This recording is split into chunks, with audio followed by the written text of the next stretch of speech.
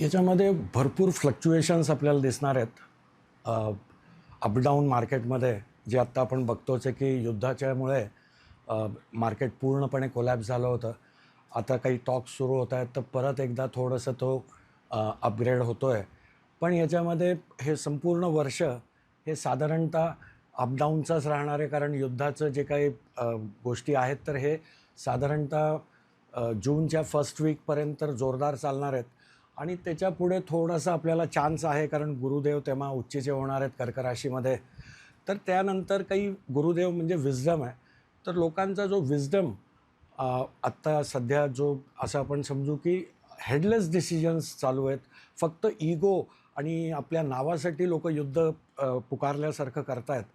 तर तिथे विस्डम येईल. कोणी व्यक्ती मध्यस्थी करेल आणि हे कुठल्या दिशेने सगळं काही जग चाललं आहे याची जाणीव लोकांना होईल आणि तिथे युद्धाचा थोडा इम्पॅक्ट कमी होईल. तर त्यामुळे आत्ता सध्या ची परिस्थिती जी आहे तर ही अपडाऊनचीच राहणार आहे.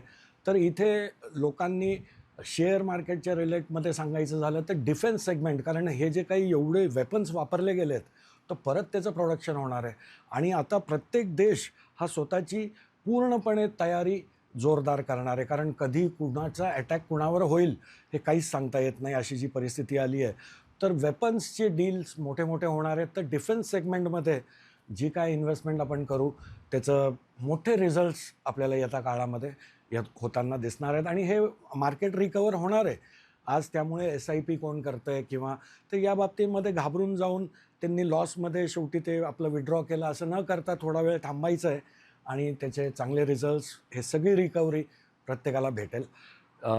एक सेकंड हाफ जो आहे तो आपल्याला चांगला 2026चा जी सुरुवात होती त्याच्यापेक्षा निश्चितच शेअर मार्केटसाठी सेकंड हाफ हा जास्ती बेनिफिशियल आपल्याला दिसतो आहे. याच्यात गोल्ड आणि सिल्वर जो एकदम राईज झालं आपण सगळ्यांनी बघितलं, तर तिथे इन्व्हेस्टमेंट केलेली कधीही चांगली आहे. आत्ता थोडं रेक्टिफिकेशन चाललं आहे, अपडाऊन चाललं आहे.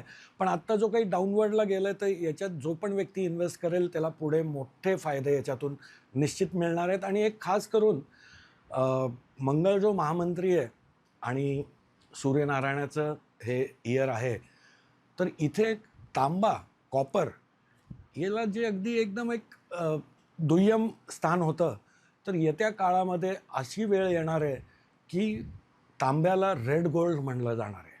तर तांबा आत्ताच तो 400-500 वरून 1400ला गेलेला आहे, कोणाचं लक्षच नाही आहे तिकडे. तर कमॉडिटी मार्केटमध्ये जे डील करतायत त्यांनी या रिलेटमधले काही जी इन्व्हेस्टमेंट ते करतील तर त्याचे जोरदार 3-4 वर्षामध्ये रिझल्ट्स त्यांना निश्चित मिळतील.